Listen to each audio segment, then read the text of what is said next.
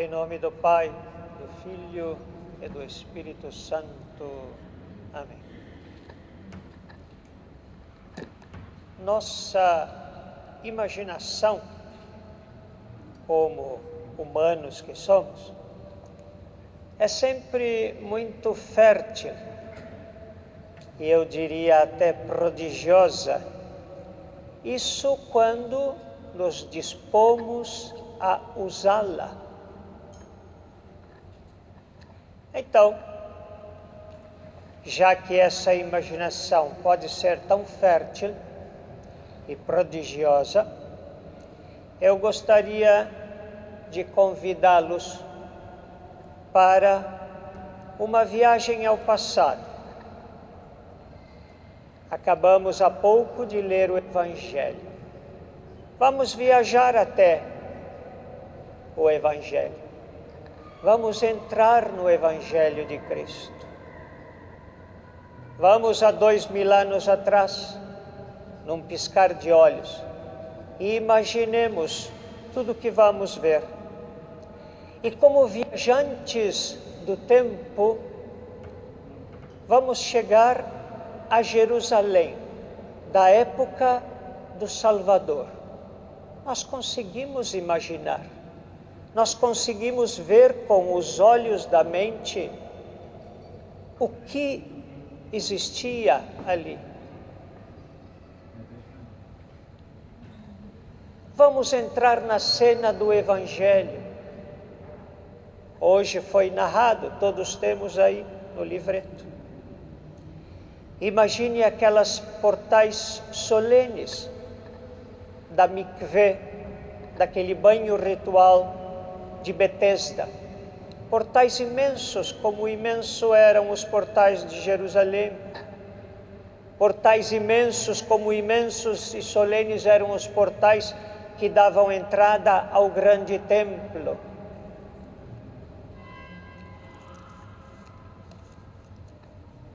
E vamos passar no mesmo lugar que passou o Senhor entrando à grande cidade,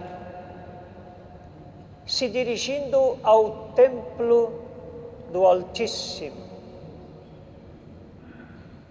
Imaginem-se visualizando a cena como espectadores.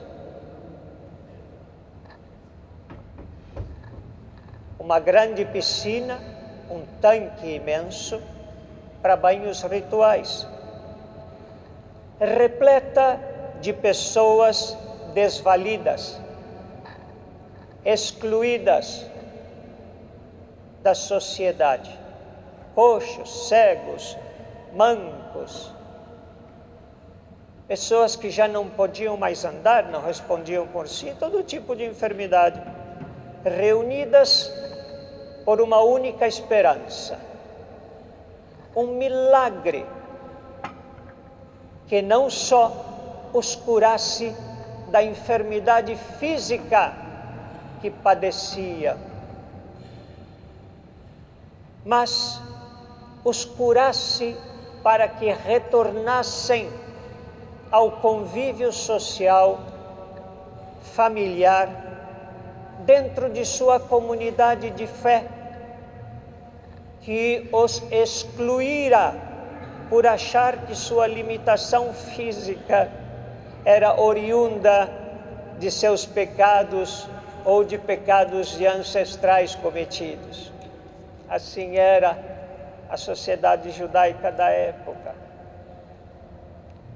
Demos asas à nossa imaginação. O Senhor está passando, seus discípulos, meio àquela cena. E o Senhor vê, não só com os olhos físicos, mas principalmente com o olho de sua alma divina, deitado e combalido em um canto, um doente. Mas espera, ele está vendo muitos doentes, está repleto de doentes, mas tem um que lhe chamou a atenção. Pois, diferente de nós, o Senhor conhece os corações e o sincero interior de cada um. E o que diz o texto do Evangelho? Este homem estava 38 anos esperando por sua cura. 38 anos de verdadeira esperança. 38 anos de resiliência no firme propósito de alcançar a graça para ser curado. 38 anos de uma fé inabalável na cura milagrosa, que ele sabia só Deus Altíssimo tem para os seus fiéis servidores. Quanta diferença! Uma semana, geralmente, é o máximo, na maioria das vezes, que somos capazes de esperar por nossos inúmeros desejos e pedidos, muitas vezes insignificantes diante de Deus. Nossas exigências medíocres a Deus são capazes de nos levar a distanciarmos-nos dele pelo simples fato de não sermos atendidos em tempo oportuno, ou seja, o meu tempo, não o dele. 38 anos de expectativa, angústia, sofrimento, exclusão, abandono. E esse, como diríamos nós, pobre homem, demonstrou diante de Deus fé tão inabalável que o curou. Esta fé nesse Deus que cura.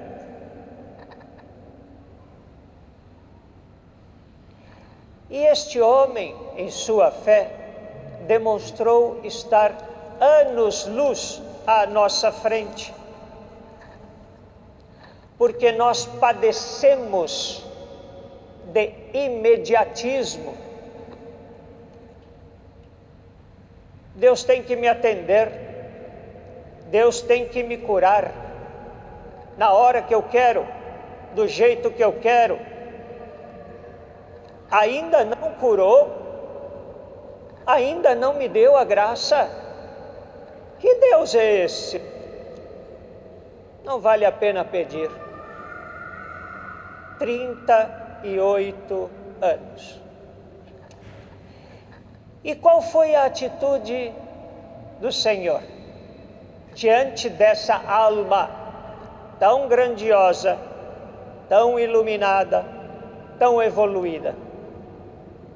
E anotem que o enfermo do Evangelho sequer pede qualquer coisa ao Mestre. Pois, como vimos mais tarde no texto,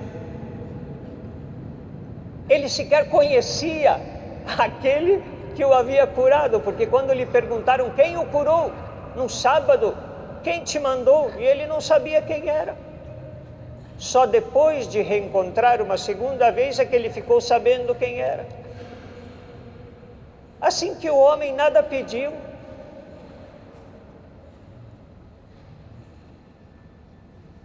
mas o Senhor, compassivo e misericordioso, bondoso e caritativo, vai até ele e lhe faz a seguinte pergunta. E aí nós podemos pensar, mas será que Jesus é tão pueril a ponto de perguntar o que o homem quer se ele está lá para ser curado? Não seria óbvio que ele estava lá esperando este milagre? Mas é interessante, Jesus não vai lá e o cura. Jesus vai lá e ele pergunta, porque quer saber da boca dele, como quer saber da nossa, o que queremos realmente. Não somos marionetes. Deus precisa do nosso consentimento para agir. Porque podemos rejeitar a graça. Queres ser curado? E dele ouve com atenção a difícil história do seu sofrimento. Jesus já conhecia, é o Mestre, é Deus, é o Senhor. É Ele que alivia os nossos sofrimentos. Vinde a mim, vós que estáis cansados, sobrecarregados, e eu vos aliviarei. 38 anos de sofrimento, e todos aqueles anos que à beira daquela piscina, aquela mikve de Betesda, ele estivera na esperança, na fé de uma cura milagrosa. Isso foi suficiente para que Jesus nada lhe exigisse. Então nós vamos fazer assim, tá? Se você fizer tal coisa, eu vou curar você. 38 anos de padecimento, justiça, grandeza de alma, esperança verdadeira em Deus. Esse currículo de fé e esperança foi determinante para que o Senhor lhe dissesse: levanta-te, toma teu leito e anda. Meus irmãos, é condição absoluta ter vontade firme no milagre.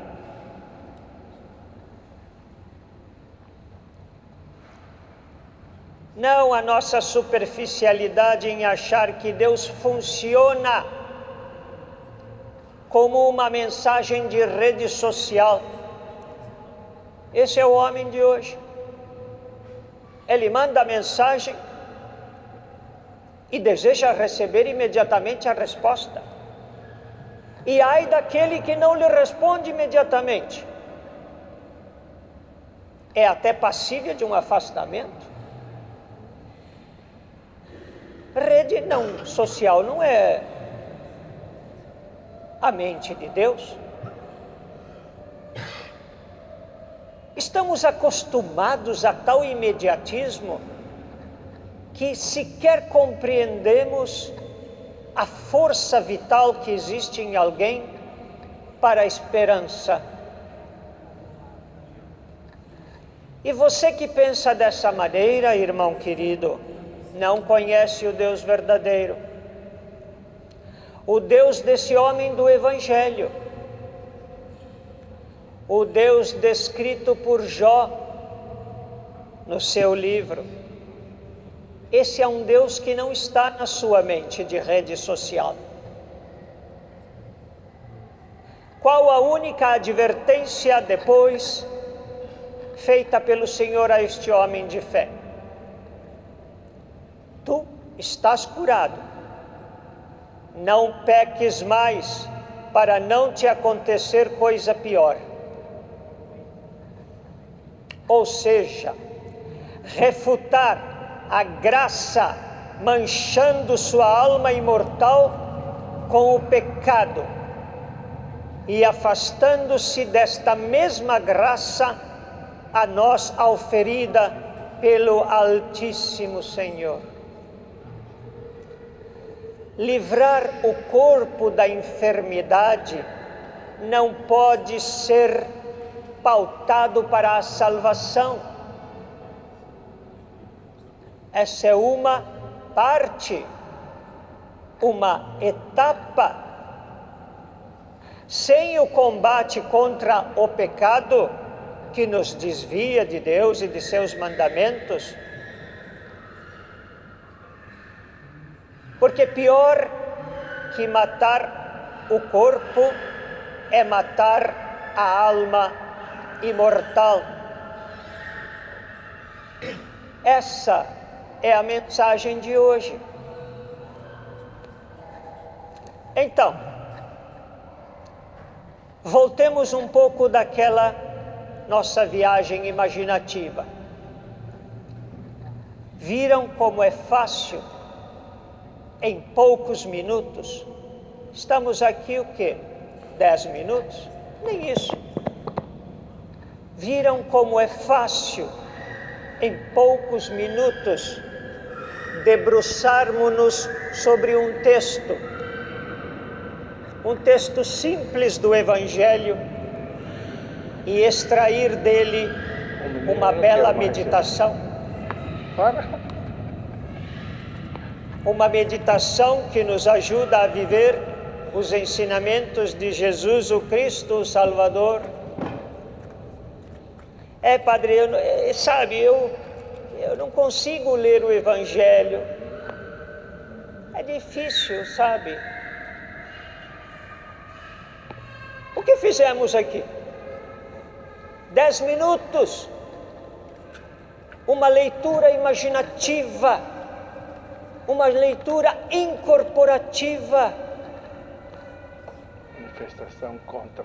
Quando lemos as Escrituras em nosso lar, nossa leitura deve ser meditativa, não como aquele que lê um livro de histórias, ou como o literato que estuda um fato histórico representado naquele livro e ocorrido no tempo. O tempo passado, Jesus não vive o tempo passado. A Escritura vive o tempo presente, é a nossa espiritualidade. Mas a leitura da Palavra de Deus deve sempre trazer-nos alguns propósitos. Atentar-nos aos detalhes. Cada coisa que lemos de um trecho pequeno, com 20 linhas, tem detalhes que podemos nos atentar, percebendo o contexto histórico da vivência da época. E não precisa ser muito inteligente para saber dessas coisas. Entender o enredo e sua mensagem. Não é difícil entender o que Jesus está querendo dizer ali. Captar a mensagem espiritual e colocá-la em prática em nossa vida, no dia a dia. Talvez essa seja a parte mais difícil. Porque não queremos, não que não podemos, vivenciar o propósito de fé ali descrito. E por último, participar mental e espiritualmente do mesmo acontecimento, introduzindo-nos na cena, sentindo o que o agraciado sentiu ao receber a graça, o perdão, a libertação, o milagre. E aí sensibilizarmos-nos pelo momento que é particular em cada um dos milagres, em cada uma das curas que o próprio Jesus operou. Consigamos um aprendizado para as nossas vidas. Você, cristão, você, irmão, irmã, porque isso fará diferença na sua salvação ou não. A vida eterna está então a nosso alcance. Na Escritura, na Palavra de Deus, não deixemos isso passar de largo. Antes, usemos de nossas capacidades para trazer Cristo e sua Palavra para dentro de nossas vidas. Senhor Jesus Cristo, Filho do Deus vivo, tem piedade de mim, que sou pecador. Em nome do Pai, do Filho e do Espírito Santo. Amém.